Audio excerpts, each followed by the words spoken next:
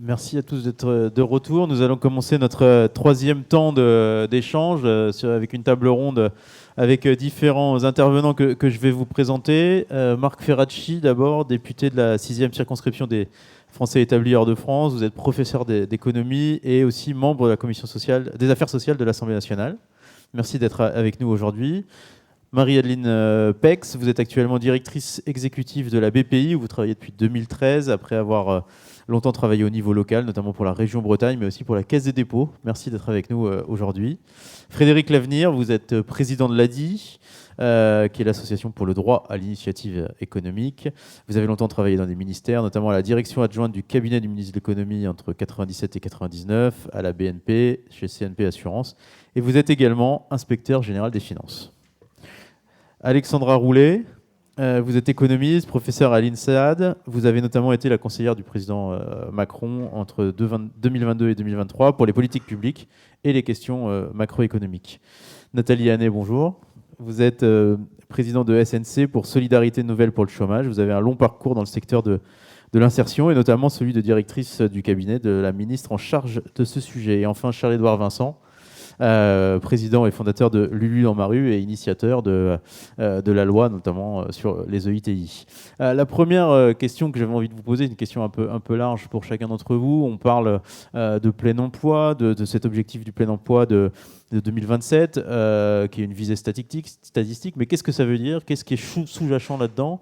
Et finalement, en quoi, quelles sont les politiques publiques qu'il faut mettre en place? Peut-être Marc Ferracci pour commencer, allez.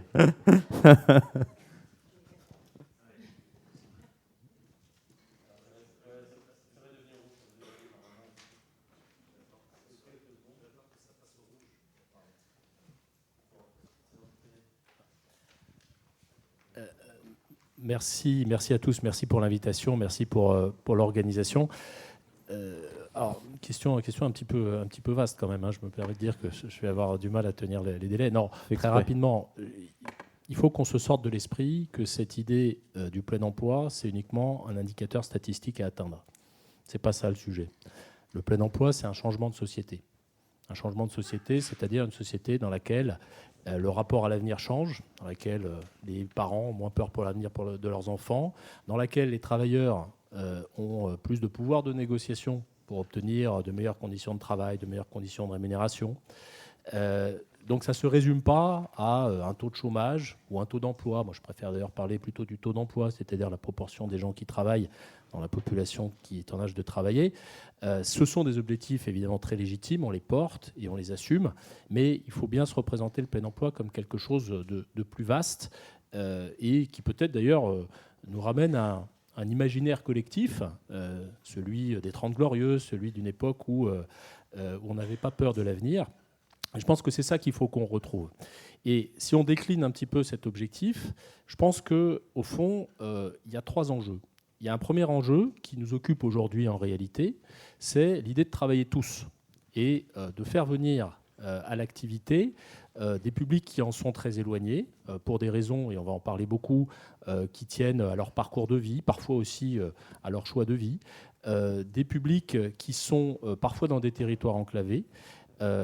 Les réformes qu'on mène depuis maintenant un certain nombre d'années, et ces derniers mois encore, elles visent cet objectif du travailler tous. La réforme de France Travail et ce qu'on essaie de faire sur les bénéficiaires du RSA, c'est faire en sorte que des gens qui, pour certains, sont depuis 7 ans dans une situation d'allocation et ne sont pas bien accompagnés, qu'on leur permette d'accéder à l'emploi. La réforme des lycées professionnels, c'est aussi cette problématique du travailler tous. On sait que le taux d'emploi des jeunes dans les lycées professionnels et le taux d'insertion des jeunes dans les lycées professionnels, il est, si je suis diplomate, insatisfaisant, et si je suis lucide, il est pourri. Voilà. Et puis, je pourrais décliner ça dans d'autres domaines. Travailler tous, travailler mieux, et je pense qu'on va en parler aussi. Je pense que la question du rapport au travail est une question absolument essentielle, et on ne peut pas parler du plein emploi sans parler du bon emploi. Et enfin, j'en termine et je ne vais pas être trop long, travailler partout. Et là, je fais un peu aussi amende honorable et même une forme de mea culpa. On n'a pas toujours, quand je dis on, c'est la majorité présidentielle dans ces dernières années et dans le quinquennat précédent, c'est le gouvernement. On n'a pas toujours pris en considération la question territoriale en matière d'emploi et l'idée que l'emploi, il peut progresser de manière globale au niveau macroéconomique, les chiffres peuvent s'améliorer, mais il faut que ça progresse dans tous les territoires. Et on sait bien que ça n'est pas forcément le cas. Il faut que le chômage baisse dans tous les territoires, il faut qu'il n'y ait pas de territoire laissé pour compte, il ne faut pas uniquement focaliser l'attention sur les zones qui vont bien, sur les métropoles ou sur les territoires dynamiques. Et ça, je pense que c'est un enjeu extrêmement important, qui n'est pas simplement un enjeu économique et social, c'est aussi un enjeu politique, parce qu'on sait que dans les territoires qui subissent une forme de déclassement par rapport à l'emploi, les extrêmes progressent, et en particulier l'extrême droite. Alors justement, vous parliez de bon emploi, de plein emploi, de cette société du plein emploi. Qu'est-ce que c'est qu'une société du plein emploi ? C'est pas seulement une statistique. Donc qu'est-ce que c'est qu'une société du plein emploi ? Quelles sont les dynamiques qu'il faut mettre en place ? Peut-être Nathalie. Ah, vous avez raison, vous avez raison. Et il a fini par devenir rouge, le micro de Marc Ferracci. Maintenant, il faut l'éteindre. Voilà. Ça y est, ça marche. Bonjour à tous et merci de cette occasion de nous réunir, nous faire réfléchir ensemble. Alors c'est solidarité nouvelle face au chômage et pas pour le chômage. Hein. Je me permets de rectifier. Ma langue a vrillé. Cette association qui a bientôt 40 ans, pour vous la situer, ceux qui ne la connaissent pas, c'est près de 2000 bénévoles qui accompagnent chaque année 3500 à 4000 personnes qui sont en recherche d'emploi et qui éprouvent des difficultés à rechercher un emploi. Et ces bénévoles les accompagnent en binôme.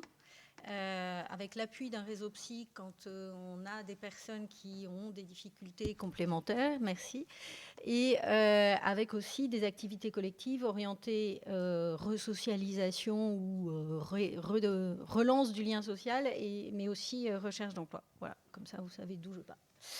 Et je rebondirai sur deux éléments sur ce que disait Marc Ferracci à l'instant. Travail pour tous, pour moi, c'est point d'attention sur spontanément, ce qui n'est pas exclusif de toute autre situation. Mais j'attirerai l'attention ce matin sur deux types de populations. Les seniors, les personnes qu'on accompagne à SNC, c'est 40% de seniors. On a beaucoup de cadres et de professions intermédiaires, mais évidemment pas que.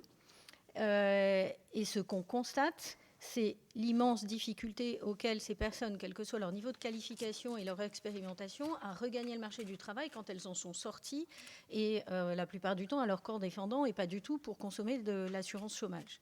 Et je profite du fait que Marc soit là pour dire, c'est quand on pense à réduire la durée d'indemnisation, je me tourne vers ma voisine, parce qu'on en a parlé en aparté tout à l'heure, en se disant ça va accélérer le retour à l'emploi, si peut-être ça peut provoquer sur un certain nombre de personnes cet accélérateur parce que j'ai bientôt plus de revenus, je me dépêche de trouver quelque chose, y compris alimentaire. Pour les seniors, ça va juste être la prise de risque énorme si avant on n'a pas donné des moyens et impulsé des mesures qui favorisent le fait que, les entreprises soient un peu dissuadées ou en tout cas pas encouragées ou démotivées pour faire sortir les seniors de leurs effectifs, et deux, si par ailleurs on prend aussi des mesures et des incitations et des encouragements qui favorisent le fait qu'on arrête de disqualifier les CV quand on voit les gens passer 55 ans. Parce que, y compris dans l'environnement où j'ai toujours travaillé, que ce soit le public ou l'économie sociale, j'ai des collaborateurs dans ces milieux-là qui me disaient « Ah non, mais cette personne-là est trop vieille ». Je suis là « Non, mais comment c'est possible, quoi ? Comment c'est possible ? Et en plus, avec un raisonnement qui est « Ah oui, puis du coup, ça fait un investissement qui ne durera pas longtemps. » Mais il ne dure pas longtemps. Aujourd'hui, quand on voit la labilité des jeunes générations sur le marché du travail, je pense qu'on n'a pas perdu. Deuxième population sur lesquelles je pense qu'il faut garder l'attention. Et là, pour le coup, le travail que fait Lulu dans la rue, les témoignages qu'on a entendus ce matin en donnent pour partie une illustration. C'est toutes les personnes pour lesquelles c'est compliqué durablement et pas simplement transitoirement, de travailler de façon permanente dans un cadre régulier. Beaucoup de témoignages ce matin, on a entendu ça, c'est compliqué pour moi, j'ai besoin de cette liberté qui me permet, quand je ne vais pas bien, quand c'est compliqué, etc., de ne pas y aller. Il faut absolument, quel que soit, même si on arrive à 5% de chômage, qu'on peut tous souhaiter, bien entendu, il faut qu'on continue d'avoir des moyens et des solutions pour ceux et celles qui sont dans ces situations-là et qui, dans la la durée, auront besoin de conditions de travail, au sens le plus large du terme, quelles que soient les différentes formes d'emploi qu'on peut proposer, qui leur permettent de travailler et que collectivement la société et les employeurs acceptent ces aléas, ces difficultés, et qu'on leur permette de continuer à travailler durablement, et pas seulement les 2 ans de la transition de l'IAE, dans des cadres un peu protégés. Et puis le travailler mieux, je dirais juste un mot pour pas plus vous embêter, c'est le management. C'est-à-dire que là aussi, ça transparaissait de certains des témoignages ce matin. Quand on entend parler de chef haillon ou de la personne à qui on doit rendre compte en permanence de façon un peu infantilisante, c'est vrai que si collectivement on savait investir dans différents secteurs ou dans tous les secteurs un petit peu plus, ou dans la formation des managers pour avoir des gens qui soient plus à l'aise dans leur capacité à faire travailler leurs collaborateurs, on créerait moins de situations de rejet du salariat, tout simplement. Alexandra, vous, sur cette dynamique sociétale qu'il faut enclencher pour justement arriver vers cette société du plein emploi. C'est bon, mon ou micro. du travail pour tous. Bonjour à tous, oui, merci.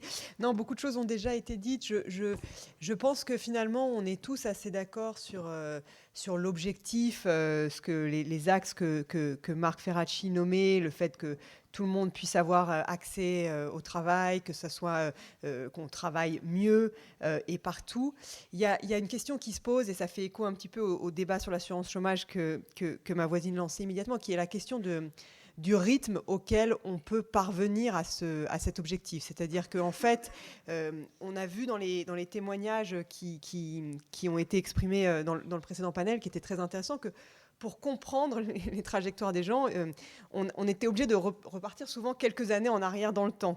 Donc il y avait eu une période, par exemple, d'emploi, ensuite il y avait eu une période plus difficile, ensuite il y avait eu progressivement une sortie de cette période difficile, et puis on était en train de se dire que voilà, aujourd'hui ça allait mieux, ça allait bien, et donc il faut faire attention à activer des leviers de politique, à laisser aux leviers de politique publique qui sont mis en place le temps de s'activer et de produire leurs effets, sans nécessairement vouloir toujours trop accélérer, avec l'idée qu'on verra les résultats que dans quelques années.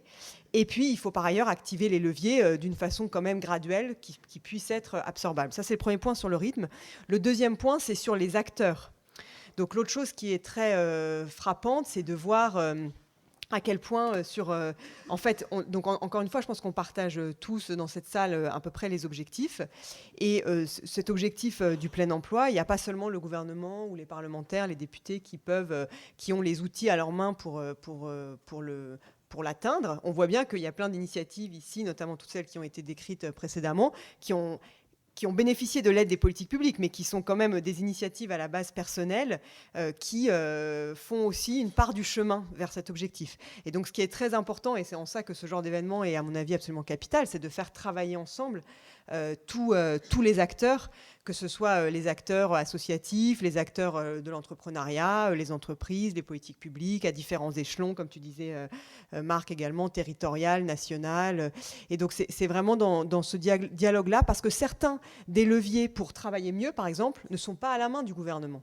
Ils sont à la main des entreprises ou des employeurs, de la négociation entre partenaires sociaux, etc. Donc on ne peut pas non plus tout attendre du gouvernement. Il faut vraiment que tout le monde s'entraide et fasse son petit bout du chemin. Mais très clairement, on a vu beaucoup d'échos entre les témoignages qui ont été exprimés, notamment beaucoup de personnes qui étaient passées par le RSA et la réforme France Travail. Je pense qu'on y reviendra dans un deuxième temps, mais c'est vrai qu'on voit en quoi il y a vraiment beaucoup de synergie à aller chercher. Et alors justement, sur ces témoignages de ce matin et sur finalement de ce que ça a illustré, comment on peut faire en sorte que ces outils qui nous ont été montrés ce matin deviennent des leviers de politique publique? Peut-être Frédéric Lavenir.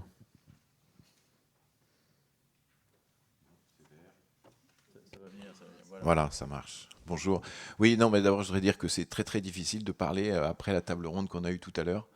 Parce que, comme je disais en aparté, je trouve que écouter les témoignages que vous avez donnés les unes et les autres, c'est quelque chose qui nous met de bonne humeur. Et il ne faudrait pas qu'on perde cette bonne humeur. Donc, c'est pas évident. Parce que, franchement, ça donne envie. Enfin, je veux dire, de continuer, de vivre, de faire, voilà. Donc, comme vous m'avez posé une question, je vais répondre. Non, je crois que, en fait, j'ai été très frappé, là encore, en vous écoutant tous les 6, de voir que ce à quoi vous accordiez beaucoup d'importance parce que ça vous permettait de faire ce que vous avez fait, c'est l'accompagnement de Lulu. Hein. Vous avez parlé énormément de cet accompagnement, du soutien, du fait que ça simplifiait les choses, etc. Donc moi, la première chose que j'ai envie de dire, c'est que le travail indépendant, c'est une démarche qui n'est pas nécessairement facile à accomplir, hein, même quand les procédures sont simplifiées, et que l'accompagnement et le soutien à l'accompagnement est absolument fondamental, quelle qu'en soit la forme. Alors d'abord, je vais vous dire qui je suis, donc président de l'ADI. L'ADI, c'est une association qui est un tout petit peu plus jeune que SNC, puisque moi, avant d'être bénévole à l'ADI, j'étais bénévole à SNC au moment de la création avec Jean-Baptiste de Foucault, qui a donc bientôt 35 ans, et qui, depuis l'origine, se donne comme objectif, ce que lui a assigné sa fondatrice Maria Novak, de faire en sorte que nul ne soit empêché de créer son propre emploi. Donc je me sens bien ici. Et pour ça, on finance et on accompagne. Hein. On fait ce qu'on appelle microcrédit accompagné, c'est-à-dire qu'on finance des créateurs d'entreprises, de très petites entreprises, jusqu'à 12 000 €, donc c'est des petites activités, et on accompagne les créateurs. Donc l'année dernière, on a accompagné 25 000 entrepreneurs en France de cette manière-là, en les finançant et en les accompagnant. Alors ça donne quand même une vision de ce qu'ils sont. Et franchement, je l'ai retrouvé dans ce que vous racontiez, tout ce qu'on vit tous les jours depuis toutes ces années. Et je crois que l'accompagnement, donc pour revenir à ça, c'est quand même le levier puissant. Et ça ne se fait pas tout seul, et ça suppose des acteurs, et je pense fondamentalement des acteurs associatifs qui sont engagés sur le terrain. Et puis, parce que je ne veux pas être trop long, il y a une deuxième chose que je voudrais signaler, parce que vous l'avez dit quand on vous a demandé quelles étaient vos revendications. D'abord, ce que j'ai noté, c'est que vous n'en aviez pas tant que ça. Alors moi, je vais en avoir pour vous.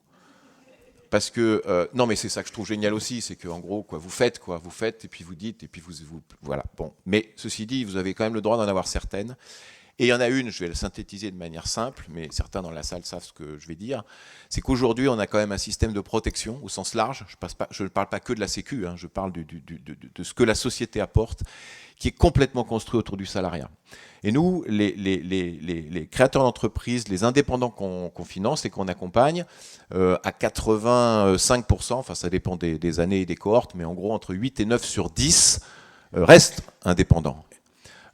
Mais beaucoup viennent du salariat, ou vont un jour retourner au salariat, ou sont entrepreneurs en même temps que salariés. Bref, ils passent d'un statut à l'autre, dans un sens ou dans l'autre. Ils cumulent des statuts.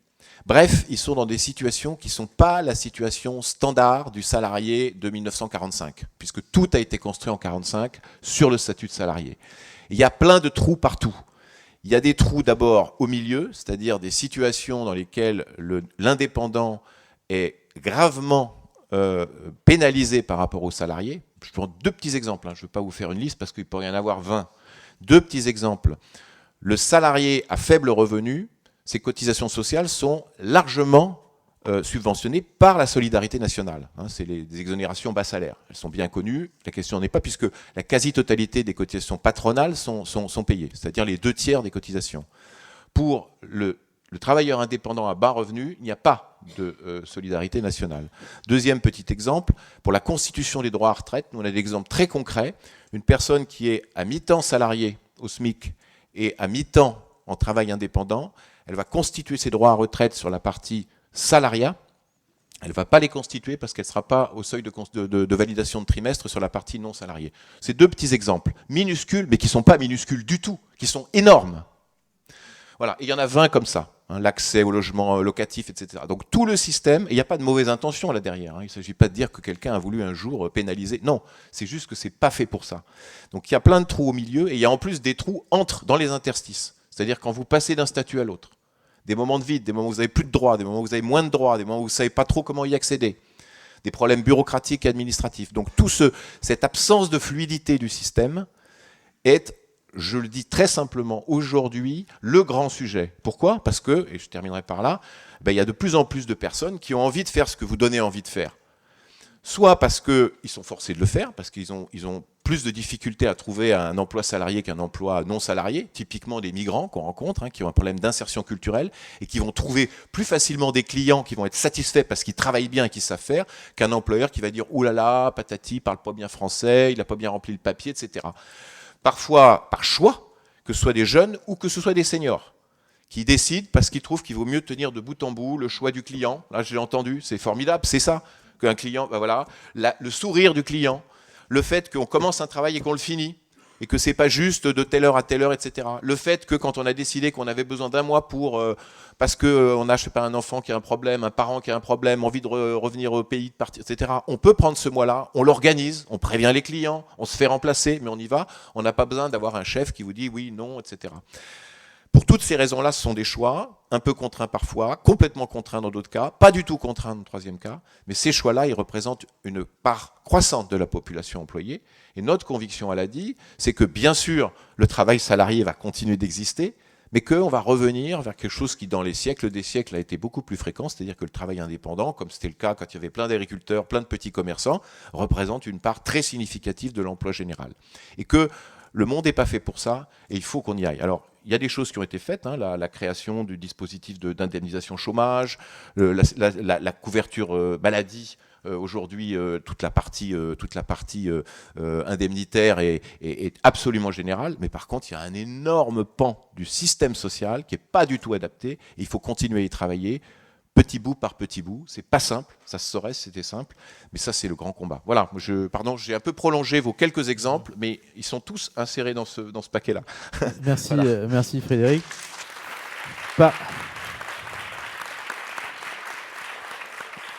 Par rapport à ce que vous disiez, et puis par rapport aussi à cette idée de voilà, le travail indépendant, c'est quelque chose qui se développe et qui a modifié, peut-être qui modifie en profondeur le rapport qu'on a au travail. Marie-Adeline Peck, je crois que vous avez, à la BPI, fait un indice entrepreneurial des Français, qui est une étude qui porte sur 5000 personnes, si je ne me trompe pas.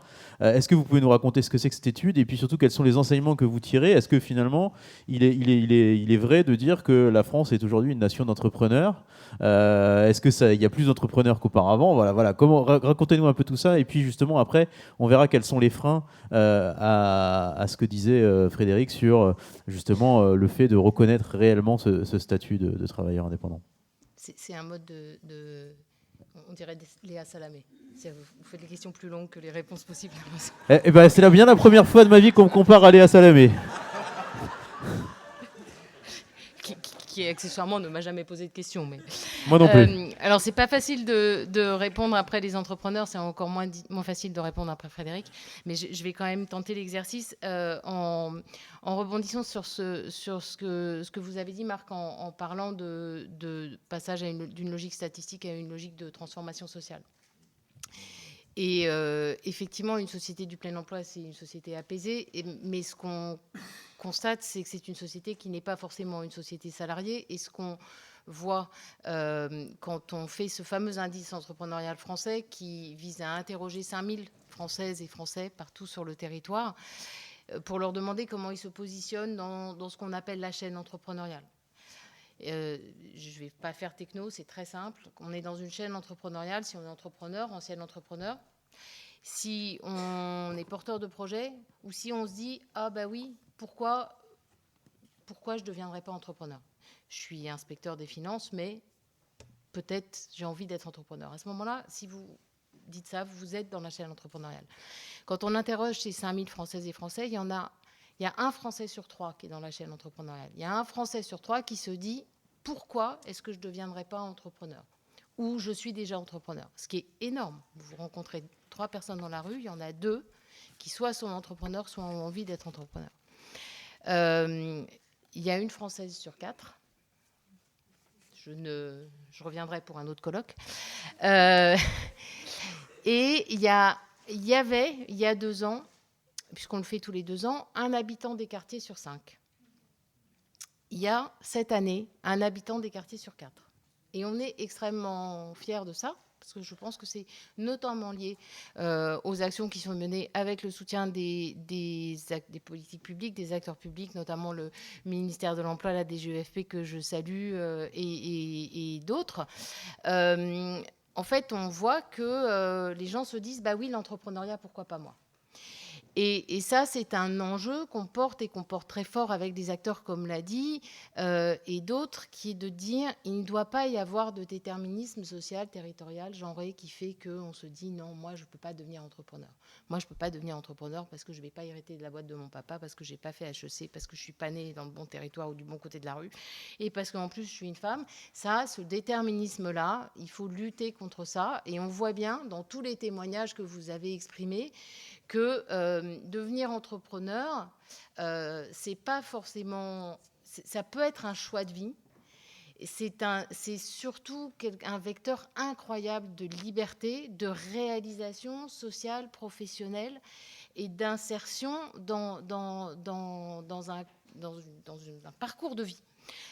Et c'est ce que l'on porte, et c'est pour ça que l'on pense que ce sujet de l'entrepreneuriat, il dépasse en réalité, même s'il doit être totalement intégré dans toute la dimension de la réflexion sur le chômage et l'emploi, il dépasse ce cadre-là. Et dire aujourd'hui, il n'y a plus que, entre guillemets, je mets tous les guillemets qui vont bien, il n'y aurait plus que 5% de chômage.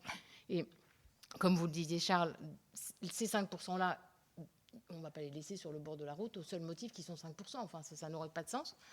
Et par ailleurs, ce n'est pas parce qu'il n'y a que 5% de chômage qu'il n'y a pas un enjeu à accompagner ceux qui ne sont peut-être pas chômeurs aujourd'hui vers un parcours entrepreneurial qu'ils souhaiteraient engager. Et ça, ce sujet est d'autant plus important quand on parle de public fragile, quelle que soit la nature des fragilités qu'il porte. Et sans aucun jugement. Parce que la deuxième chose dont on est convaincu et dont je pense sur lequel il faut insister, c'est que entreprendre, c'est une source de réalisation personnelle et professionnelle, mais c'est quelque chose d'extrêmement exigeant. Ce n'est pas une solution de facilité.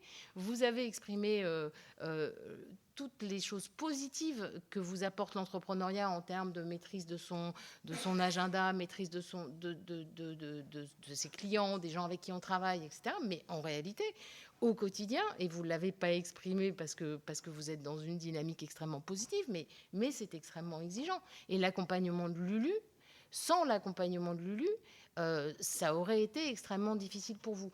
Et donc, ce que Frédéric sur lequel Frédéric a insisté en termes de l'importance de l'accompagnement, c'est accompagner les gens vers la réussite. Parce que si c'est juste accompagner les gens vers l'entrepreneuriat, dire c'est bon, il a déposé un cabis, c'est plus mon problème. Quand on a déposé un cabis, les emmerdements commencent, si j'ose dire. D'abord, alors je ne pas stigmatiser, d'abord avec certains organismes divers et variés et la paperasserie, mais surtout parce qu'il faut trouver des clients, parce qu'il faut les gérer, parce qu'il faut se payer à la fin du mois, parce qu'il faut en vivre. Et c'est pas juste votre cabis qui vous a permis d'avoir une carte bleue. C'est tout ce qu'il y a derrière. Et donc cet accompagnement, il est d'autant plus essentiel pour les publics qui n'ont pas forcément les réseaux, les ressources, les moyens de passer des caps difficiles dans l'aventure entrepreneuriale qui va forcément avoir des caps plus ou moins faciles et plus ou moins difficiles. Et la dernière chose, et ça c'est je pense un enjeu collectif très fort qui est notamment assuré par les EUTI, qui est aussi assuré par l'ensemble des associations qui accompagnent et soutiennent la création d'entreprises et le financement de cette création. Et je les salue ici, notamment le travail exceptionnel que fait l'ADI. Et il n'y a aucune flagornerie dans ce que je dis, Frédéric le sait. Mais c'est vraiment un enjeu absolument essentiel. Et la dernière chose sur laquelle je voudrais insister et qui est un enjeu collectif, c'est celui de la simplicité. Y compris de la simplicité d'accès à cet incroyable écosystème de l'accompagnement qui existe sur le territoire et qui est très fortement soutenu par les pouvoirs publics, notamment grâce à l'action de BPI France, ou peut-être dans l'autre sens. En tout cas, il existe en réalité en France un écosystème extrêmement fort, gratuit, qui permet d'accompagner cet accompagnement, cet entrepreneuriat. Et vous avez tous dit, J'ai été accompagnée par X, j'ai rencontré machin, enfin, ou Bernadette, ou Georges, ou Mohamed, et c'est la personne que vous avez rencontrée qui vous a permis d'eux. Ce que l'on souhaite, nous, c'est que la chance que vous avez eue, elle ne soit pas liée au hasard. Que cet accès et cette simplicité d'accès à des solutions comme celle portée par Lulu dans la rue, comme celle portée par les 27 réseaux d'accompagnement du collectif Capcréa, elle soit ouverte et simplement facile d'accès à tous. Ça veut dire qu'il faut créer des ponts entre les acteurs. Ça veut dire que tous les liens qu'on a au quotidien avec les acteurs essentiels du soutien au travail, et notamment France Travail, sont absolument fondamentales pour s'assurer que l'accès à ces droits, l'accès à ces solutions, l'accès à la réussite entrepreneuriale, elle soit ouverte à tous. Alors Charlie, je ne sais pas ce que dirait Léa Salamé, mais est-ce que tu peux nous dire un peu si toi tu fais une différence entre bon emploi et société du plein emploi. Voilà, qu'est-ce que c'est qu'un bon emploi ? Comment tu vois cette question-là ? Et sur la dynamique qu'il faut enclencher pour arriver à cet objectif du plein emploi. Effectivement, sur le plein emploi, Marc le disait tout à l'heure, on a aussi des représentations. La dernière fois qu'on a été en plein emploi, c'était pendant les 30 Glorieuses. Donc, quelque part, quand on dit plein emploi, ça nous reprojette un peu dans ce monde-là. Et pourtant, la société a tellement changé. Et moi, je retiens deux choses.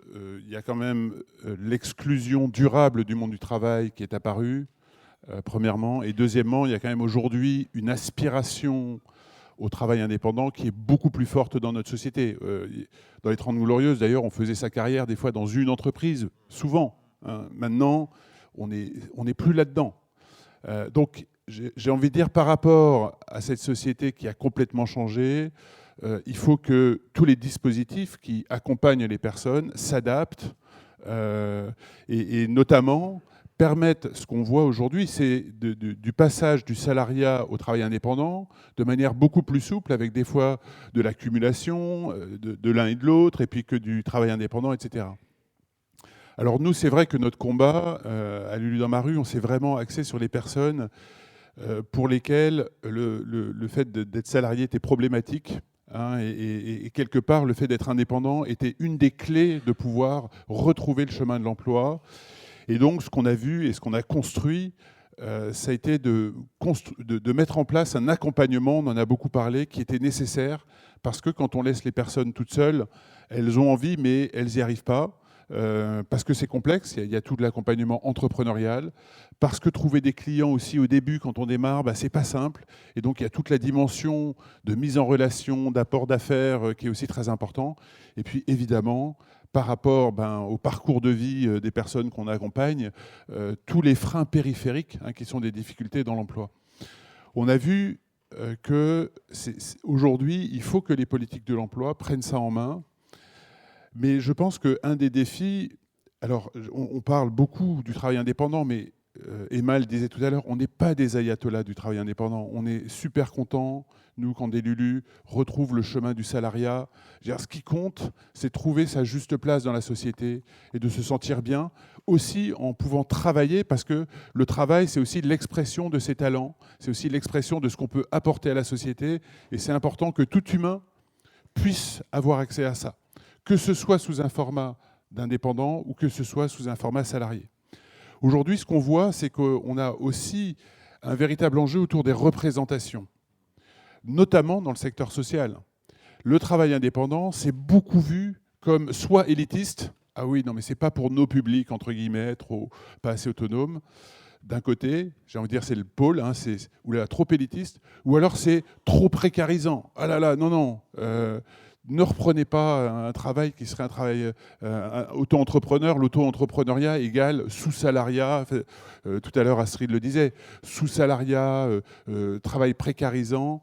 Et ces représentations, alors moi je le dis, d'ailleurs je les remercie parce que c'est aussi des personnes qui à un moment croient qu'il faut qu'on fasse bouger les lignes y compris dans les institutions. C'est pas gagné, mais je regarde Caroline Bacchini de France Travail, Nicolas Garnier quand on a démarré à Paris, Sylvie Vaugin, donc nos partenaires institutionnels qui, à un moment, font le pari de se dire « Ok, j'ai envie d'y croire », même si, dans les institutions, même si la culture générale, c'est pas facile de dire ben oui, tu es au chômage, ben, je vais pas te proposer tout de suite un emploi salarié parce que ce qui te convient mieux, c'est d'être indépendant et voilà, d'avoir des gens qui nous ont accompagnés là-dedans, c'est important, mais c'est un gros combat.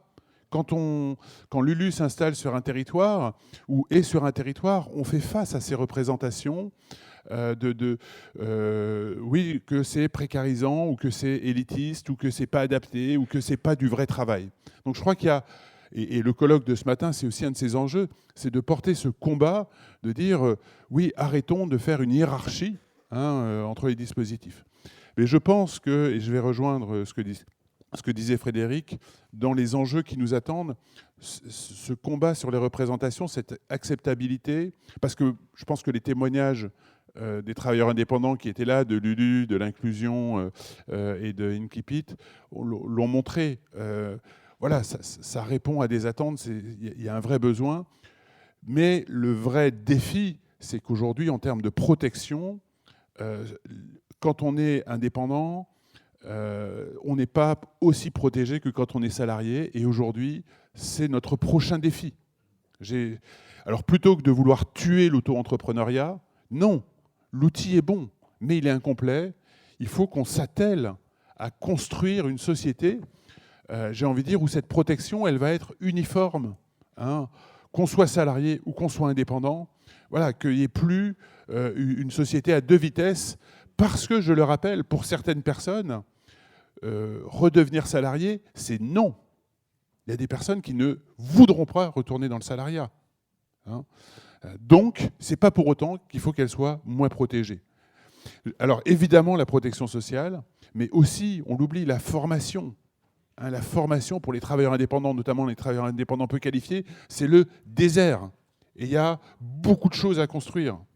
Donc voilà, notre défi, il est vraiment autour de construire ces briques qui manquent. On en a construit une première dans la continuité du chemin qu'avait initié l'ADI, la BPI, mais avec l'EITI, je crois qu'on est vraiment en train de construire cette brique d'accompagnement à 360 degrés qui est nécessaire. Les prochaines étapes, c'est protection sociale, formation, qui justement nous aideront à rendre plus acceptable, à casser ces représentations qui sont aujourd'hui une de nos grandes difficultés. Alors justement, tu parlais de la construction, de ce qu'il fallait mettre en place. Alors justement, ça c'est une question qui s'adresse à chacun des intervenants. C'est finalement sur la protection sociale, sur la question des retraites, sur la question de la formation, ainsi de suite. Quels sont les leviers dont dispose à la fois le gouvernement, les pouvoirs publics pour justement faire en sorte que ce statut s'harmonise, et quels sont les freins aussi aujourd'hui qui fait que ce constat qu'on fait tous et toutes depuis quand même un certain nombre d'années maintenant de cette société où il y a des travailleurs indépendants et où on passe de l'un à l'autre et ainsi de suite, comment on fait pour que cette société puisse devenir plus uniforme et qu'on n'ait plus autant de cassures dans nos parcours par rapport à ça? Peut-être Marc pour commencer, et puis après évidemment la parole circule auprès de tout le monde pour discuter de tout ça. Oui, je ne sais pas si l'objectif, ça doit être l'uniformité. Moi, je reprendrais bien le terme qu'a utilisé Frédéric Lavenir tout à l'heure, celui de fluidité. Il ne faut pas opposer, et ça a bien été dit, je souscris tout à fait, le travail indépendant au salariat. D'ailleurs, dans la table ronde, dans les témoignages, j'ai entendu ce parcours de vie qui a commencé par des prestations de travail indépendant et qui se termine par un CDI de gardien d'immeuble. Donc on voit bien que ces transitions-là, elles sont possibles. Il faut les rendre encore plus aisées. Alors comment on fait ? Il y a une sorte de serpent de mer dans la réflexion sur notre modèle social qui date de bien des années, qu'on appelle la réflexion sur le statut de l'actif. Avoir un statut qui unifierait le statut des salariés, le statut des indépendants. Bon. En France, on aime bien les jardins à la française, justement.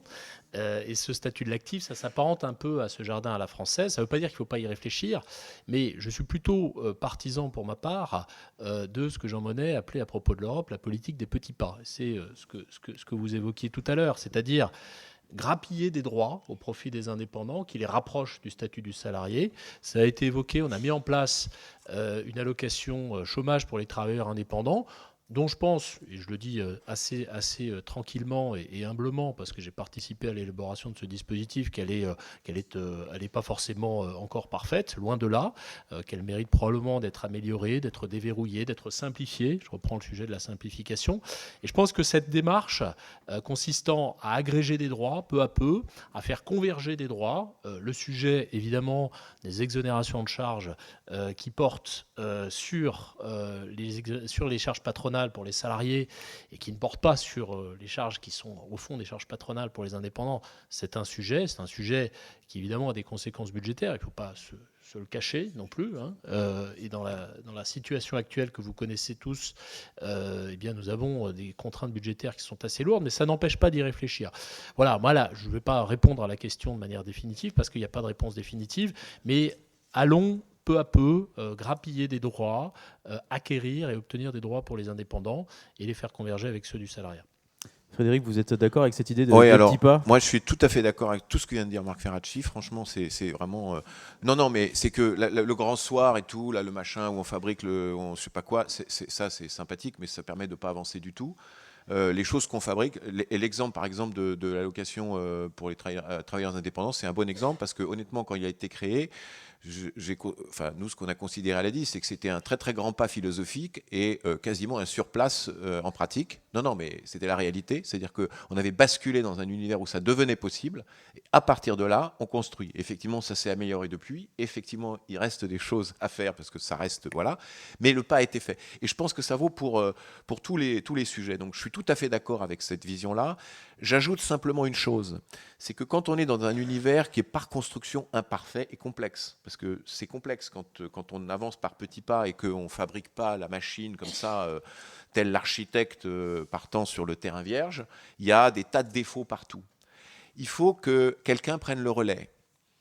Et ce quelqu'un, c'est l'administration. C'est-à-dire il faut qu'il y ait quelque part des organisateurs et des managers qui fassent que la complexité qui est dans le back-office, elle ne se voit pas quand on est l'utilisateur. Parce que c'est compliqué. Il y a des tas de trucs. Et ça le restera. Et imaginez qu'on ait le système unique, tout le monde pareil et tout. C'est pas... Par contre, il y a des gestionnaires, il y a des outils. Et il y a des gens qui peuvent avoir, pardon de le dire, une vision client. Et pas une vision producteur. C'est-à-dire une vision qui consiste à dire, quand j'ai quelqu'un qui arrive, comment on fait pour que ce soit fluide dans le cadre du système tel qu'il existe ? Comment on fait pour que les jointures ne se voient pas ? Moi, je vais prendre juste un exemple qui n'a rien à voir avec la création d'entreprise. Mais quand vous êtes travailleur indépendant, que vous êtes bénéficiaire d'une allocation familiale sous condition de ressources ou d'un RSA résiduel ou d'une prime, peu importe, d'une allocation sous condition de ressources, vous allez à la CAF, à la caisse d'allocation familiale. Si vous êtes un salarié, vous avez quelqu'un qui vous aide, c'est super bien fait maintenant dans la plupart des CAF, ça dépend, mais la plupart du temps, vous avez un salarié qui vient vous aider, qui vous mettez devant l'écran, là, celui-là, et il vous dit, voilà, vous cliquez là, etc. Vous téléchargez vos 3 bulletins de salaire, et c'est marre, 2 jours après, vous avez vos allocations. Si vous êtes un indépendant, je ne sais pas si vous avez déjà essayé, mais il faut essayer, à l'étape 3 ou l'étape 2, on vous dit, prendre un rendez-vous avec un conseiller. Et alors là, les emmerdes commencent. Non mais bon... Alors, ce n'est pas la faute du conseiller qui fait ce qu'il peut, c'est la faute de personne. C'est la faute du fait que c'est compliqué, que ce n'est pas fabriqué pour ça, et qu'il faut une interface. Et que cette interface-là, il faut qu'elle soit aussi pour le travail indépendant. Pardon, je suis un peu radé pâquerette, mais c'est la vie, quoi. Et donc, tout à fait d'accord, mais 100%, sauf que je pense qu'il y a un tout petit plus, un truc à ajouter, et ça, ce n'est pas le législateur, c'est l'administrateur qui doit s'occuper, le ministre, pardon de le dire, qui doit s'occuper de l'intendance, de faire en sorte que pour le client, ce soit simple et fluide, et que la complexité, elle soit pour le producteur. Voilà. Bon, mais pour le reste, tout à fait d'accord. Charlie, est-ce que tu es d'accord avec ça, ou est-ce que tu penses qu'il faut quand même, malgré tout, un cadre global ?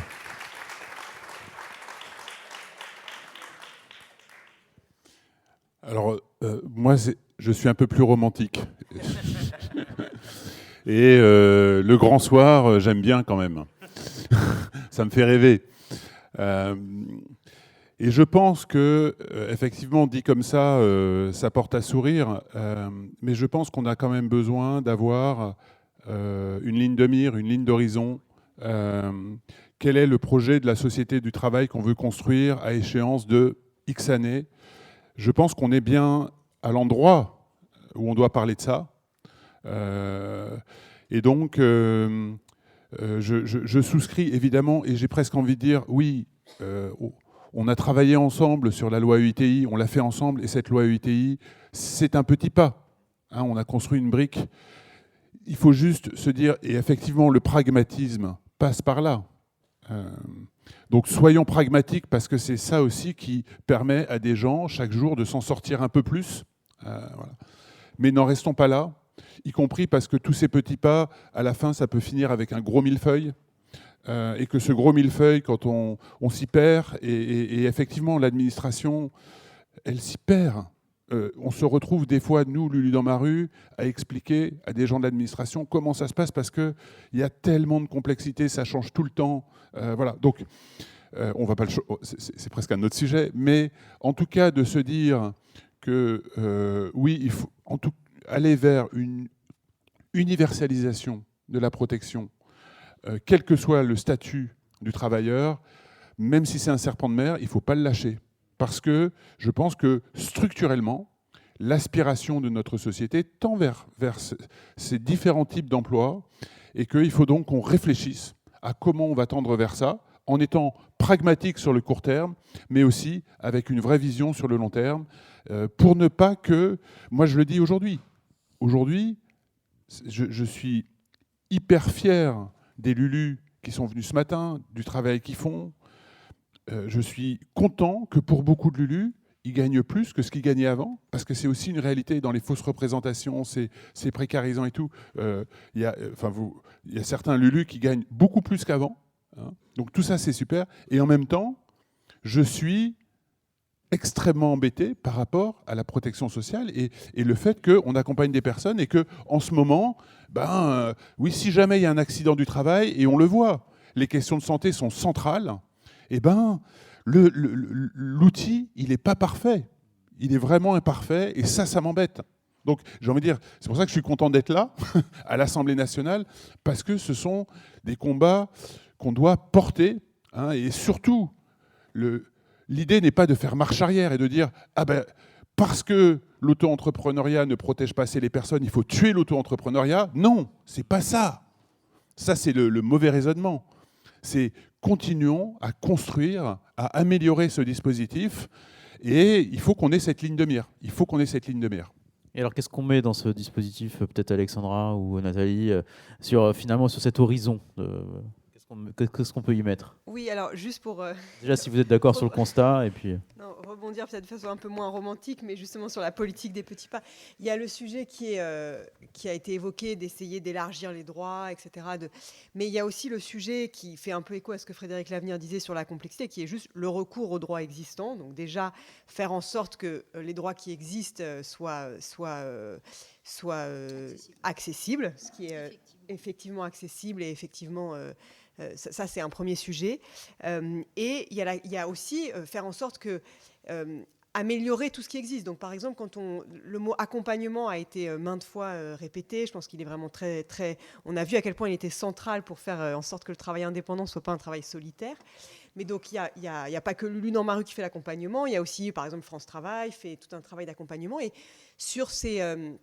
il y a plein de réflexions à mener pour savoir à quel moment il faut intensifier l'accompagnement, bien percevoir les moments de bascule dans la trajectoire des gens. C'est vrai que vous parliez du fait qu'il y a encore beaucoup de gens qui sont exclus durablement du monde du travail. Ce qu'on observe, c'est surtout qu'il y a beaucoup de gens qui font des allers-retours entre le chômage, l'emploi, les minima sociaux, etc. Et donc, il y a parfois dans ces trajectoires des points de bascule où on s'enferme dans des dynamiques qui sont plus bonnes. Et donc, c'est à ce moment-là qu'il faut focaliser l'accompagnement, parce qu'évidemment, c'est aussi ce que Marc Ferracci disait, dans tout ça, il y a des sujets un peu de ressources, c'est-à-dire que tu parlais des ressources budgétaires, il y a aussi le sujet des ressources humaines pour faire cet accompagnement. Donc il y a la nécessité de vraiment bien comprendre finement les trajectoires des gens et pouvoir intervenir au bon moment. Et donc tout ça, ça fait écho un petit peu à la politique des petits pas, parce que je pense que voilà, il y a les leviers, il y a les concepts, mais il y a aussi la mise en œuvre. Et la mise en œuvre de n'importe quelle réforme, elle est absolument cruciale. Donc c'est vrai que le gouvernement, le législateur décide des réformes, fait de son mieux pour les concevoir, mais le succès d'une réforme dépend en grande partie de la mise en œuvre, et on peut être président de la République, on ne maîtrise pas complètement la mise en œuvre. Donc, et la mise en œuvre repose sur, encore une fois, beaucoup d'acteurs locaux, et donc je pense qu'il faut apporter une grande attention à tous ces enjeux de mise en œuvre, au plus près des besoins des gens, au plus près des spécificités territoriales, et c'est très difficile parfois de répondre à des questions un peu dans l'abstrait. Et il faut en revanche vraiment mettre l'accent sur les problématiques très spécifiques. Et si on dessine l'horizon, si on essaie de faire un croquis un peu de l'horizon, on pourrait mettre quoi dedans ? Non, mais l'horizon, il a été dessiné. Et d'ailleurs, ça a été rappelé. Le travail indépendant, c'était un travail qui était beaucoup plus fréquent au 19e siècle. Enfin, historiquement, on avait des métiers, des artisans. C'était des métiers beaucoup plus répandus. Et on a eu ensuite une période, la période fordiste, où il y a eu une grosse croissance du salariat. C'est assez difficile de savoir. C'est vrai que le travail indépendant augmente. C'est assez difficile de dessiner les proportions qui souhaitables. Et tout ça dépend du changement technologique. Tout ça dépend de plein de facteurs qui nous dépassent un petit peu. Donc moi, je pense encore une fois qu'il faut observer les forces qui agitent et qui font bouger le marché du travail, et puis essayer de s'adapter au mieux possible. Donc je pense que vraiment l'horizon, c'est Marc qui l'a dépeint au tout début, c'est essayer que tout le monde ait le droit à un travail, qu'on travaille le mieux possible, et que ça soit à peu près bien réparti territorialement. Je pense que la définition de Marc était très juste de ce point de vue-là. Nathalie ? Je rebondirai volontiers sur deux, trois choses, et la transition est magique, sur cette vision de la société du plein emploi, et quels sont les différents ingrédients qui nous permettent d'y concourir, et en ayant un point d'attention privilégié, prioritaire dans ce regard, de là où je suis encore, sur ceux et celles d'entre nous qui sont les plus fragiles, durablement ou passagèrement, dans leur vie professionnelle pour construire leur parcours. Un premier élément, c'est vraiment que collectivement, on essaye de tuer cette idée que parce qu'on est au chômage, parce qu'on est allocataire du RSA, et qu'on y reste durablement, on n'aurait pas envie de retravailler, ou pas suffisamment envie de retravailler, ou pas suffisamment le courage.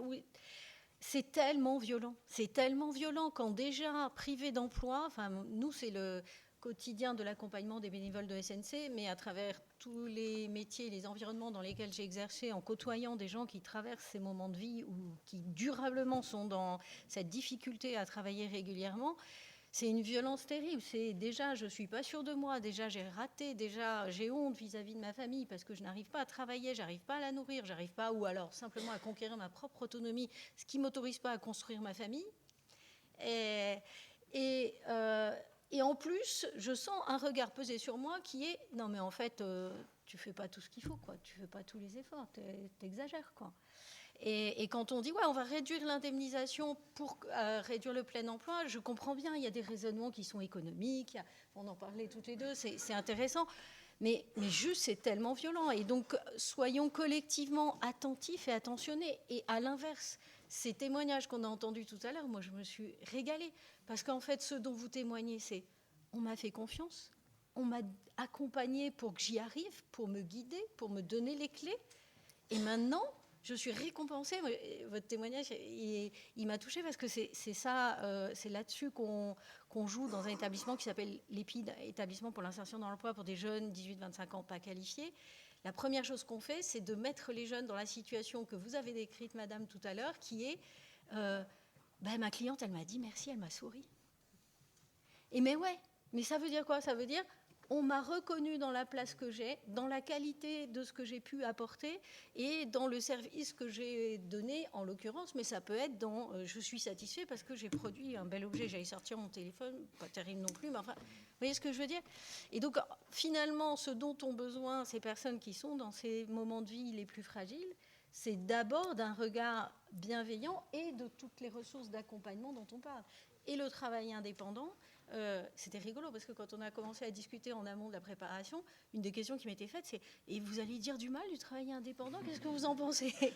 et ayant posé des questions pour vérifier ce que j'avais compris du modèle Lulu, j'ai dit « Oh, ouais. Mais non, mais en fait, modulo tout ce qu'il faut améliorer et que vous avez largement explicité, ce qu'il faut, c'est des solutions qui permettent à chacun d'avoir le marchepied et les éléments pour rebondir et la possibilité, avec ce qu'on est, avec ce qu'on peut faire, de se réaliser, de se sentir utile et d'avoir une place dans cette société. Et vraiment, c'est ça qui est critique et c'est pour ça qu'il faut que dans cette société du plein emploi, on ait toutes ces ressources qui permettent d'aller chercher tout ce. C'est aller chercher.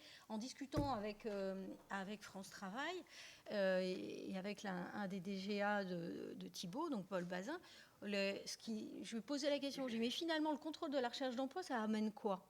Eh bien, ça amène que juste 15% des personnes sont sanctionnées. Ça veut dire 85% des gens qui ont été contrôlés sont des gens qui, d'une façon ou d'une autre, cherchent. Et sur les 85% qui cherchent activement, il y en a 50 qui sont assez autonomes, ça roule. Il y en a 10% qui sont malades.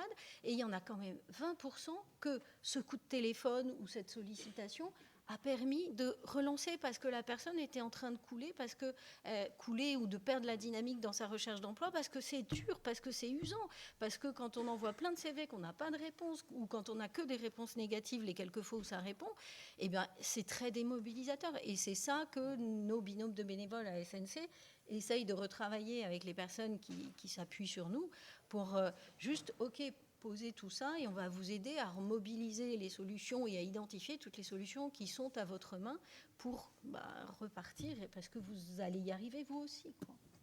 Alors, je crois qu'il y avait une toute petite réaction d'Alexandra et ensuite. Non, juste pour rebondir rapidement sur ces discussions, puisque en effet, vous faisiez écho à des discussions qu'on a eues en amont du panel, mais c'est vrai que sur cette question en fait, les publics qu'on essaye d'accompagner vers le plein emploi sont hétérogènes. Donc, je pense qu'il faut, de ce point de vue-là, plusieurs logiques. Donc, la logique de l'accompagnement, elle est absolument indispensable pour les raisons que vous évoquiez, la question de la confiance.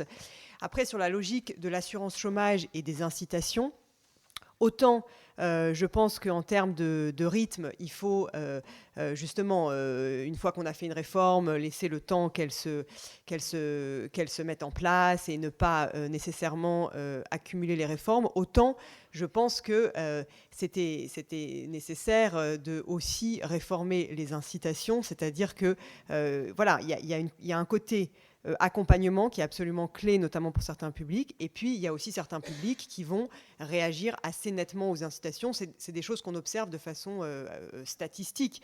Donc, il faut, je pense, trouver un discours un petit peu équilibré. Enfin, en tout cas, c'est la lecture que je porte, qui soit à la fois renforcer parfois les incitations quand c'est nécessaire, quand c'est économiquement pertinent, c'est-à-dire quand il y a beaucoup d'offres d'emploi que les employeurs ont du mal à recruter, mais par ailleurs, accompagner absolument pour notamment éviter toutes les situations où le renforcement des incitations peut avoir des effets pervers.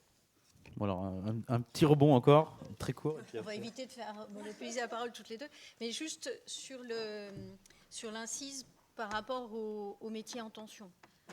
Là aussi, c'est une espèce de piège dans le raisonnement, et c'est vrai que quand on est éloigné de ces questions-là, qu'on ne les connaît pas, se dire d'un côté comment ça se fait qu'il y a des millions de personnes qui ne travaillent pas, alors qu'il y a des quantités d'employeurs ou en tout cas des millions d'offres qui restent à pourvoir. Sauf que quand vous regardez les travaux sur les métiers en tension, il y en a un qui est sorti qui a été réalisé par la DARES récemment, il y a quelques mois, et quand vous regardez le travail qui est fait par France Stratégie et la DARES sur les métiers 2030 et les métiers sur lesquels on va recruter, 9 des 10 premiers métiers pour lesquels il y a des besoins et des tensions, c'est des métiers qui existent des qualifications pour certaines qui durent 3 ans. Donc le match entre des gens qui sont au chômage et les métiers sur lesquels on recrute, il n'est pas automatique. Ça n'est pas, enfin, je veux dire, tous les métiers qui restent en difficulté de recrutement ne sont pas non plus ces métiers qualifiés. Il y a aussi des agents d'entretien, il y a aussi d'autres des emplois dans la restauration qui n'exigent pas une qualification en première intention. Mais attention à ne pas se dire c'est juste, voilà encore une idée simple, ils ont la flemme d'y aller alors qu'il y a des offres d'emploi. C'est qu'il faut avoir le niveau de qualification et répondre aux exigences légitimes des employeurs. Alors je propose qu'on ne fasse pas quand même un débat sur les métiers en tension, mais je crois que Marc Hiracci avait un tout petit truc à dire là-dessus, et ensuite on va continuer de dresser l'horizon des travailleurs indépendants. Très vite sur ce sujet des métiers en tension. On sait très bien que les métiers en tension ont des origines très diverses. Il y a le sujet tu viens de l'évoquer, Nathalie, des qualifications, de l'inadéquation, il y a le sujet de la mobilité géographique, il y a le sujet de l'attractivité des conditions de travail et des conditions salariales. Moi, j'attire juste l'attention, parce que je suis quand même universitaire de formation, donc je me réfère aussi aux travaux de mes collègues, tout en écoutant très attentivement ce qui provient du terrain. Le Conseil d'analyse économique sur ce sujet des métiers en tension s'est livré, il y a 2 ans déjà, à une analyse assez fine des raisons qui expliquaient les métiers en tension. Et pour aller très vite, l'explication par le déficit de qualification, le déficit de mobilité géographique, ça expliquait à peu près 15% des métiers en tension. Le reste, ce sont des gens qui sont potentiellement disponibles, potentiellement qualifiés, potentiellement sur le bassin d'emploi, mais qui n'ont pas toujours accès au bon accompagnement. Et ça, c'est vrai, ça, c'est un vrai sujet, qui n'ont pas toujours accès à la bonne information, et c'est le rôle du service public de l'emploi. Mais tout ça pour dire que c'est vraiment très multifactoriel. Et je veux aussi, puisqu'on en est à tordre des idées reçues, et c'est ce chiffre qui n'a pas été prononcé, qui sort parfois, qui est celui de la DARES, l'idée qu'il y aurait 350 000 postes vacants. Et tout le monde dit, regardez, il y a 3 millions de chômeurs et 350 000 postes vacants. Comment on fait ?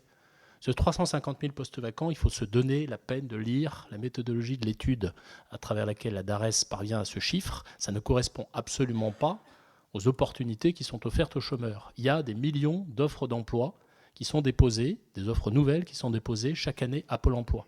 La réalité du marché du travail, c'est ça. Les 350 000, c'est une photographie à un instant donné, sauf que le lundi, vous avez 350 000 offres vacantes, et le mardi, ce ne sont plus les mêmes, puisque certaines ont été pourvues et d'autres sont rentrées. Et donc, il ne faut pas avoir une vision photographique du marché du travail. Voilà, je suis désolé, j'avais besoin de m'exprimer sur ces sujets-là. Le message est passé. Marie, vous, à la BPI, vous êtes un moyen pour aider, finalement, pour accompagner aussi le travail indépendant et ses besoins de financement. Qu'est-ce que vous observez, justement, dans les demandes que vous recevez sur les besoins de financement, sur les besoins d'accompagnement ? Est-ce que justement, ça permet aussi, dans l'observation que vous faites au quotidien, de dresser un peu un horizon de ce que pourrait être, ce qu'est déjà et ce que pourrait être le travail indépendant à l'avenir? Alors, je vais élargir le sujet parce que si je ne traite le sujet que via la question que vous m'avez posée, je vais avoir du mal à répondre parce qu'en réalité, le soutien à l'entrepreneuriat, à la création d'entreprises que porte BPI, elle le fait via les acteurs qui sont ses partenaires et notamment 26 réseaux associatifs d'accompagnement à la création d'entreprises qui ont 5000 collaborateurs, 55 000 bénévoles, 3000 implantations sur le territoire, là où BPI France, c'est 50 implantations sur le territoire qui s'occupent de la création d'entreprises jusqu'à la prise de participation dans Stellantis. Autant vous dire que si tout reposait sur les petits bras musclés de BPI, on serait mal barré. Cela dit, ce que l'on sait très bien faire, et ce que l'on fait avec beaucoup de plaisir, c'est faire du levier sur les acteurs qui savent faire, c'est accompagner les acteurs qui savent faire pour qu'ils puissent accompagner eux-mêmes plus de personnes, financer plus de porteurs de projets, et notamment financer la création d'entreprises par les travailleurs indépendants. Et ça, aujourd'hui, ce que l'on constate, c'est un peu ce que je vous disais tout à l'heure en regardant les chiffres de l'IEF, c'est que de plus en plus de Françaises et de Français, dans tous les territoires, ont envie de se lancer et sont prêts à passer le pas. Parfois, ne le passent pas parce qu'ils se disent « je ne vais pas y arriver ». Et donc, ont besoin de tout ce dont on a parlé toute cette matinée.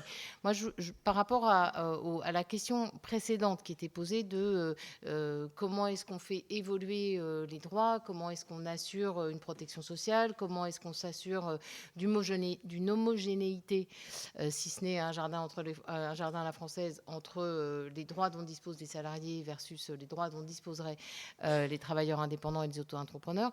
Je me permets de réinsister sur ce que je disais tout à l'heure, qui était le sujet du parcours. Il y a les droits à un temps T et il y a aussi un enjeu majeur qui est de veiller à ce que le changement de statut à l'intérieur d'un parcours professionnel ne vienne pas rompre ses droits et à un moment couper en fait cette espèce de ligne de vie de la sécurité sous toutes ses formes qui ferait que aujourd'hui je suis salarié, demain je deviens travailleur indépendant, je perds tout, et à l'inverse, les quelques droits dont j'aurais pu bénéficier en tant que travailleur indépendant, je les perds au moment où je redeviens salarié. Donc cette notion de parcours pour moi, y compris d'ailleurs dans l'aspect législatif et réglementaire, elle est absolument essentielle. Et le deuxième point sur lequel je voudrais rebondir et qui est aussi quelque chose que j'ai dit tout à l'heure, mais vraiment sur lequel je suis convaincue de l'importance et qui a été aussi réévoqué par Frédéric, c'est cette question de la simplicité. Comment est-ce que tous ensemble, on absorbe cette complexité et on fait que qui que l'on soit à un moment de l'interaction que l'on peut avoir avec vous, on n'ait pas forcément toutes les réponses, mais en revanche on sache vers qui aller les chercher, vers qui éventuellement vous orienter, voire vers qui les trouver. Et pour être très, très concrète et positive, ont été évoquées la question de réformer c'est bien, mettre en œuvre c'est mieux. Et effectivement, sauter sur Colvézi, c'est bien, la cantinerie qui permet aux soldats de continuer c'est mieux.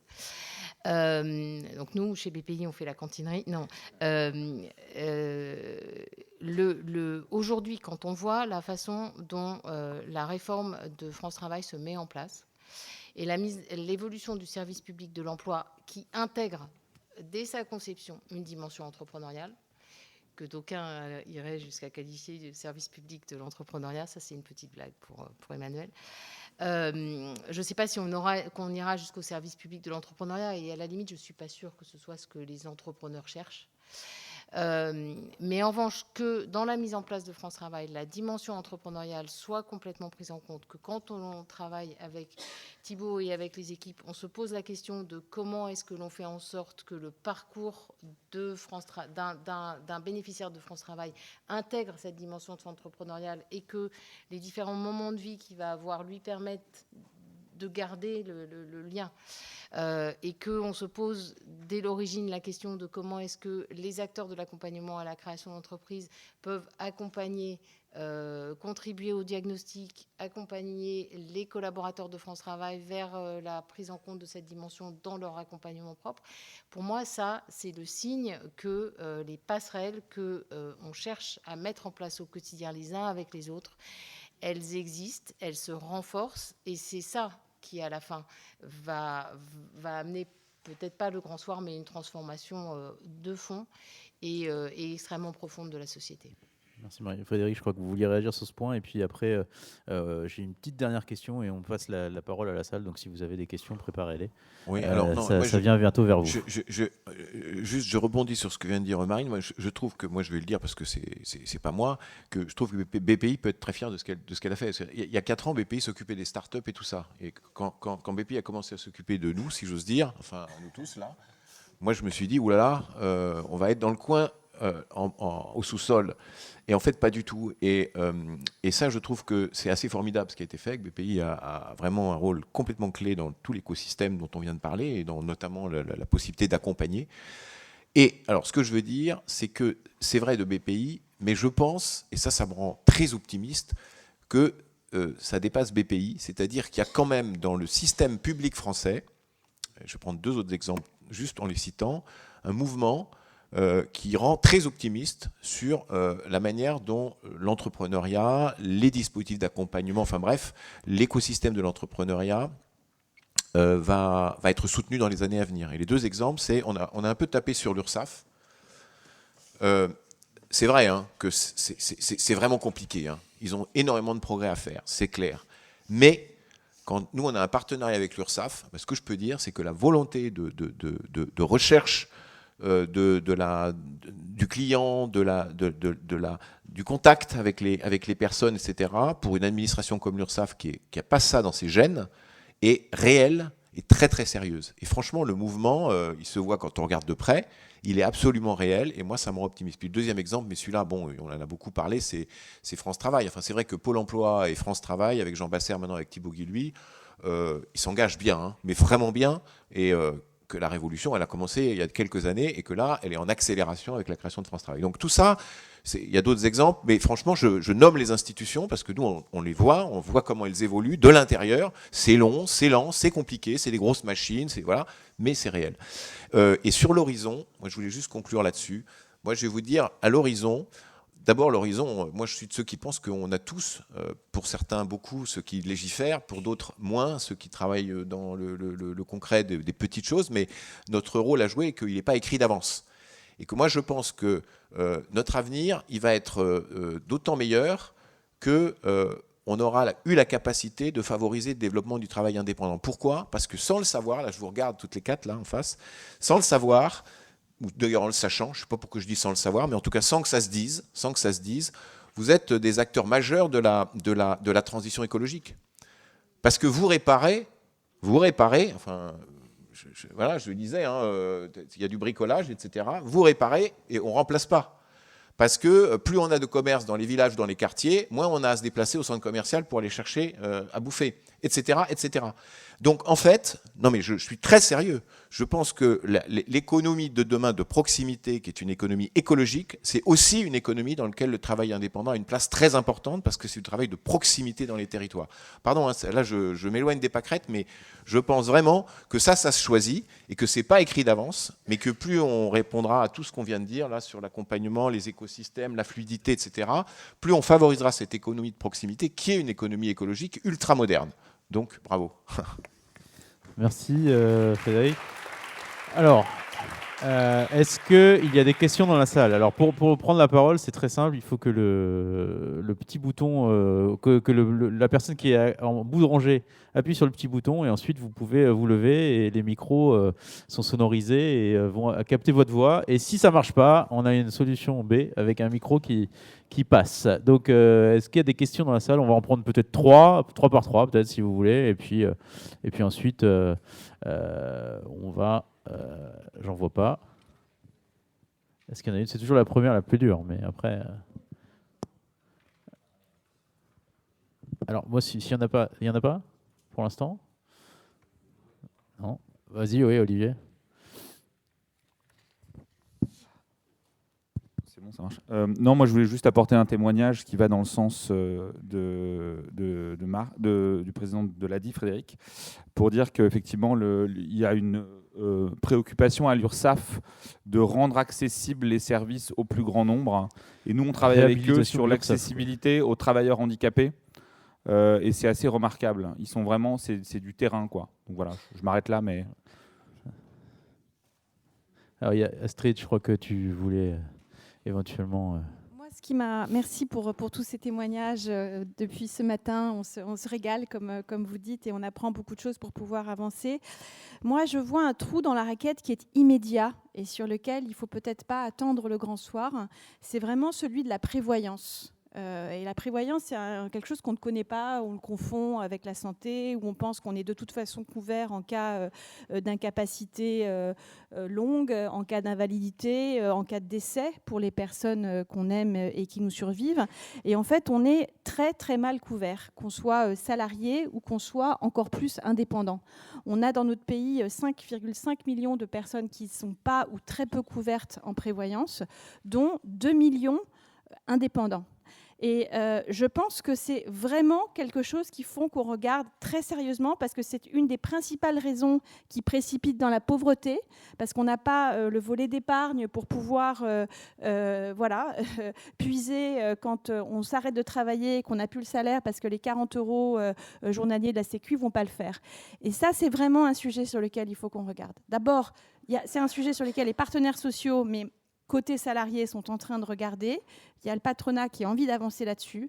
Mais sur les indépendants, surtout ceux qui sont exposés à des métiers pénibles, dangereux, le risque qu'ils encourent de devoir s'arrêter suite à un accident sans véritable filet de sécurité, c'est vraiment un sujet qui doit nous préoccuper. Ça, c'est vraiment le bagage minimal qu'il faut regarder au même titre que l'assurance santé qu'on a pu regarder en 1945.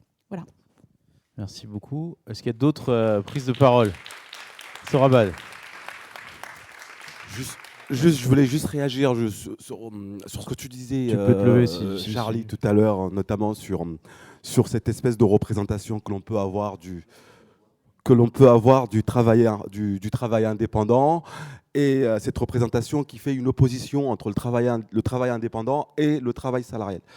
Moi, quand j'ai eu la première discussion avec la dette à Poitiers, on avait réfléchi sur quelque chose. On dit, mais en fait, c'est de l'activité, au fond. En fait, la question, c'est une question en rapport à l'activité. Et l'activité, il peut être salarié comme il peut être indépendant en tant que tel. Et donc, du coup, lutter contre ces différentes représentations que l'on pourrait avoir, c'est un gros pas, en fait. Et donc, moi, je voulais juste insister là-dessus, parce que je pense que c'est un point assez important que de lutter contre ces représentations, parce qu'au bout d'un moment, c'est de la précarité. Je vous disais tout à l'heure que certains gagnaient plus d'argent que moi, alors que j'ai un cabinet de conseil en plus de gérer cette structure. Et donc, voilà, honnêtement, ça peut aller beaucoup plus loin. Moi, j'insistais tout à l'heure sur l'aspect des marchés publics. Il y a une approche qui peut être qu'on dit on donne de l'argent à des gens et donc on diminue leur rapport à la dignité parce que du coup on les assiste, ou on dit on donne de l'activité aux gens et on diminue leur rapport à l'assistanat parce qu'ils travaillent. Et c'est beaucoup plus pertinent à ce niveau-là. Merci. Merci beaucoup pour cet apport. Monsieur. Alors, juste, monsieur, un instant. Je crois que Marie voulait juste réagir là-dessus, puis après, c'est à vous. Merci. Sur le regard, je pense que ce qui s'est fait ce matin est juste essentiel. Et en fait, c'est vous, mesdames, qui pouvez aussi contribuer à faire changer le regard. C'est vos témoignages, en fait, qui changent le regard des uns et des autres sur le travail indépendant. Ce que fait Lulu est exceptionnel à ce titre. Et moi, Frédéric a très gentiment dit du bien de BPI, et notamment de l'image que BPI a comme accompagnement banque des startups ou des investisseurs parisiens en Weston. On continue à le faire parce que c'est aussi quelque chose qui contribue à changer la société, on en est très fiers, mais je pense qu'on a aussi un enjeu à montrer la multiplicité de l'entrepreneuriat et des formes d'entrepreneuriat et des visages de l'entrepreneuriat et des entrepreneuses et des entrepreneurs en France. Et ça, je pense que c'est un enjeu collectif et avec un très fort besoin de porter la fierté que vous avez exprimée. Le porter vis-à-vis des pouvoirs publics, et cette matinée a tout son sens, mais aussi le porter vis-à-vis de vos pairs. Parce que cette fierté que vous ressentez, ce que vous exprimez, c'est ce qui permettra à des gens de se lancer. Et là, je pense qu'il y a quelque chose de très important à continuer à mener dans la bataille de la transformation de la société. Monsieur. Alors, il faut appuyer sur le petit bouton. Je vais y arriver. Voilà. Bonjour à tout le monde, Nicolas Garnier, je suis le directeur général de la mission locale de Paris, qui accompagne l'insertion sociale, professionnelle et citoyenne des jeunes et des jeunes NEET en particulier, et au développement de leur autonomie, au-delà du seul retour à l'activité, mais de leur autonomie qui passe souvent par la sécurisation financière, et j'en suis convaincu par l'activité, qu'elle soit indépendante ou salariée. Moi, je voulais juste me permettre une réflexion et poser une question. Sur la réflexion, on a beaucoup parlé de l'opposition qu'il faut dépasser entre salariat et entrepreneuriat ou activité indépendante. moi, je voudrais qu'on dépasse aussi le sujet de l'opposition qu'on peut entendre parfois entre le revenu par l'activité et l'assistanat, que je préfère moi qualifier de solidarité nationale. D'ailleurs, le RSA, c'est le revenu de solidarité active, c'est pas le revenu d'assistanat actif. Et je pense que ne pas opposer les deux, c'est aussi travailler à la transition entre les deux. Et peut-être me voyez-vous venir ou pas, mais j'ai une question à poser. Comment est-ce qu'on peut traduire la notion de désmicardisation vis-à-vis des travailleurs indépendants? Alors, merci pour cette question. Qui veut se lancer sur ce point-là? Charlie, peut-être un petit peu pour commencer. Je pensais que il faut que tu éteignes. Je pensais que tu allais parler du revenu universel. En tout cas, je pense qu'il y a un des débats importants aujourd'hui, je le vois notamment dans notre dialogue avec l'État, c'est aussi, quand on est indépendant, on n'a pas la garantie du revenu. Donc aujourd'hui, le sujet, je le dis pour nous, EITI, c'est d'arriver à mettre en piste, accompagner les personnes pour que le revenu soit suffisant et d'amener une autonomie de la personne dans la génération de ce chiffre d'affaires, de cette activité. Mais ce n'est pas simple et je pense que c'est un vrai défi. Il y a des outils aujourd'hui qui existent, on y travaille et en tout cas, nous en tant que EITI, on va essayer d'accompagner les personnes là-dedans, hein, dans cette dynamique. Voilà. Ce qu'on peut faire du coup, j'ai envie de dire, c'est la valeur de leur travailler. Souvent, on a pensé que le travail indépendant, ça pouvait être un moyen finalement de faire du salaire horaire moins cher. Hein, et ça, j'ai envie de dire, nous, on est très clair sur ce sujet-là. On garantit... c'est la seule chose, enfin, les travailleurs indépendants qui travaillent avec Lulu dans ma rue rentrent dans une grille tarifaire qui leur permet de gagner entre 13,50 € dans le pire des cas et un peu plus de 20 € net de l'heure quand on a payé l'URSSAF, etc. Donc c'est entre 1,5 fois et quasiment 3 fois le SMIC horaire. Voilà, donc pour moi, le sujet, il est de s'assurer que ce travail indépendant va être un moyen de gagner plus, de gagner mieux sa vie, de mieux valoriser son activité, et c'est ce qu'on essaye de faire. Alors Alexandra... Oui, juste pour rebondir, je pense que derrière la notion de désmicardisation, au-delà de la question du revenu, ça pose la question de la progression des carrières et donc l'idée de pouvoir évoluer. Et en fait, ce que j'ai trouvé très intéressant je pense que c'était votre témoignage, vous expliquez que vous étiez devenue tutrice, si j'ai bien compris. Ça veut dire que j'imagine vous accompagnez aussi d'autres nouveaux Lulu. Et donc ça, typiquement, c'est une progression. On passe Et donc, je pense que tout ce qui permet de réfléchir à comment on peut évoluer, c'est très important pour donner des perspectives au-delà de la seule question du revenu. C'est vrai que quand on est dans le salariat, généralement les perspectives d'évolution, c'est monter dans une hiérarchie, c'est assez clairement défini. Dans le travail indépendant, c'est peut-être moins clairement défini. Et le fait de pouvoir à certains moments se dire voilà, je suis plus dans la même position qu'il y a 5 ans, j'ai évolué, je pense que c'est ça qui peut être intéressant. Alors Frédéric, sur ce sujet-là, et après il y a une question de Madame là-bas. Bon, non, et on doit bientôt conclure après. Alors, c'était pas sur c'est sur ce sujet-là, mais c'est en rebond. Moi, j'ai envie de dire que pour moi, le grand sujet des indépendants dans les années à venir, c'est pas tellement le sujet de la désmicardisation. Parce que là, pour le coup, je trouve que c'est une extension au travail indépendant d'une problématique qui est quand même assez spécifique au salariat, même si le sujet du niveau de revenu existe. Mais je pense que le sujet du niveau de revenu, de la sécurité du revenu, il se traite par un autre biais, qui est celui, on ne va pas du tout développer ce sujet-là, mais je voulais quand même poser le petit caillou, de la dépendance à l'égard des plateformes. Le grand sujet des indépendants aujourd'hui, c'est le rapport de force. Et quand je parle des plateformes, vous allez voir, je ne parle pas que d'Uber. Bien sûr, Uber. Mais Uber et les plateformes équivalentes, elles sont comme l'éléphant au milieu de la pièce, elles se voient et on sait qu'il y a un sujet qui a d'ailleurs commencé d'être traité dans la constitution d'un rapport de force, parce que c'est des sujets de rapport de force, tout ça, entre voilà. Mais le sujet qu'on ne traite pas, qu'on ne voit pas, c'est pas Uber, c'est Amazon. Parce qu'il y a une grande, et ça on le vit très bien, il y a une grande partie du travail indépendant qui, pour son chiffre d'affaires, Et c'est exactement le même sujet qu'Uber dans mon esprit, c'est-à-dire que Amazon est une opportunité fantastique, c'est-à-dire qu'il y a énormément d'activités qui ne pourraient pas se lancer si on n'avait pas ces plateformes, uniquement avec de la chalandise de proximité. Et donc c'est une opportunité incroyable, mais en même temps qu'une opportunité, c'est un risque d'emprisonnement et d'hyperdépendance extrêmement important. Donc ces sujets-là, c'est-à-dire il ne faut pas casser les plateformes, parce que si on les casse, il y a plein de trucs qui sont plus possibles. Et ça, je le dis, je l'assume. Les yeux dans les yeux. Je sais que c'est polémique, mais c'est vrai. Mais par contre, laisser les trucs se faire comme ça en se disant qu'il n'y a pas de problème, c'est pas vrai. Donc, et ça, c'est un sujet de revenu dans la durée. Vous voyez ? Parce que c'est le rapport de force entre un acteur puissant et une collectivité d'acteurs. Donc comment ça se traite ? C'est pas simple, hein. Mais je voulais juste dire que voilà, quand on est dans le travail indépendant, on a des problématiques un peu différentes de celles du salariat qui s'ajoutent à celles du salariat. Alors, les plateformes à 12h50, c'est sympa. Non, mais alors... en 2 minutes, c'est bien. Je me lance alors, dans Marc, une action, sur pour ce rebondir point, sur ce que vient de dire Frédéric, dans une action de promotion de l'activité de la majorité présidentielle et du gouvernement. Désolé, je suis puisque c'est évidemment un enjeu absolument central que cette relation d'asymétrie qui peut exister entre la plateforme et le travailleur indépendant.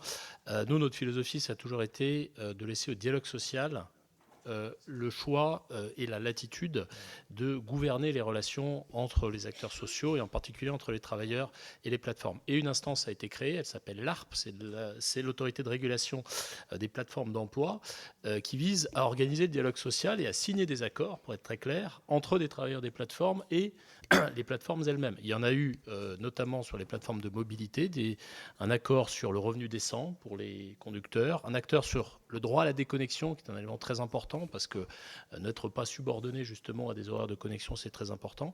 Voilà, je voulais juste dire ça, dire que les choses avancent, que les choses ne sont pas parfaites, mais qu'il y a eu des avancées qui sont fondées aujourd'hui sur le dialogue social dans la régulation des plateformes. Alors, Charlie, juste sur ce point, et après, madame, votre question, je vous promets qu'on vient à vous. C'est pas une question, c'est une observation. Moi, je le résumerais. Tout d'abord, travail indépendant égale pas plateforme. Il y a plein de travailleurs indépendants qu'on accompagne aujourd'hui qui vont développer leur propre clientèle et avoir un lien direct, etc. En revanche, c'est vrai que c'est un outil qui est très puissant. Mais j'aurais envie de dire c'est un outil qui est très puissant quand c'est un bon esclave et un mauvais maître. Et donc, effectivement, toute la question aussi de la structuration des rapports de force entre plein d'indépendants qui, unis, peuvent être un vrai contrepoids et sûrement une piste qu'il faut continuer à creuser pour justement qu'on ne tombe pas que cet outil technologique qui est puissant ne se retourne pas contre ceux qui l'utilisent. Madame. Oui, bonjour.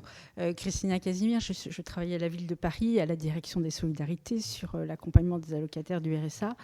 Et un mot que vous avez tous et toutes employé régulièrement, c'est le mot accompagner. J'en reviendrai donc à l'origine de la matinée. C'est le temps de l'accompagnement, c'est-à-dire avoir du temps pour accompagner des personnes qui sont éloignées de l'emploi.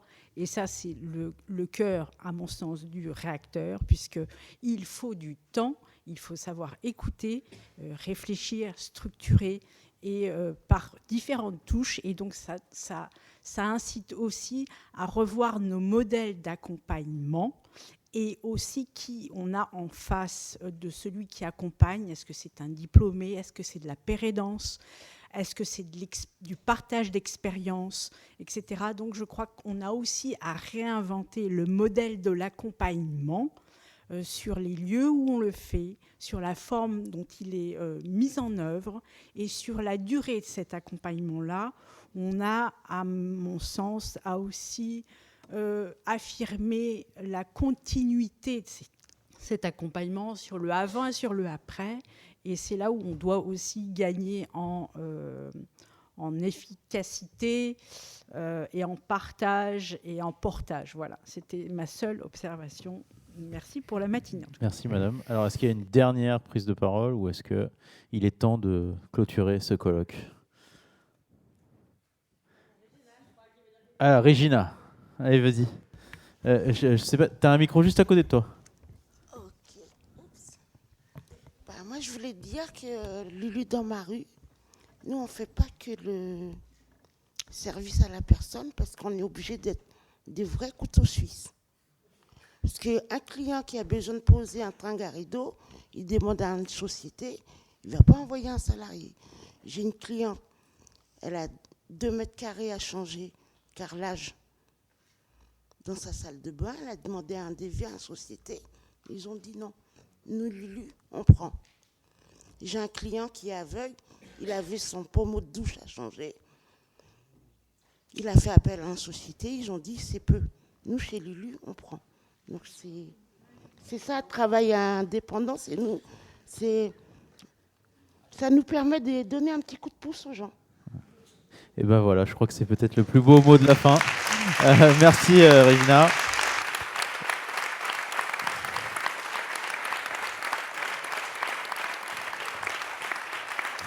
Merci à tous et à toutes de votre présence. Merci à vous, différents intervenants. Merci Astrid d'avoir permis cette matinée. Et puis, comme on dit, on repart chacun avec plein de pierres à tailler pour construire cet avenir qu'on a envie de créer ensemble. Merci à tous.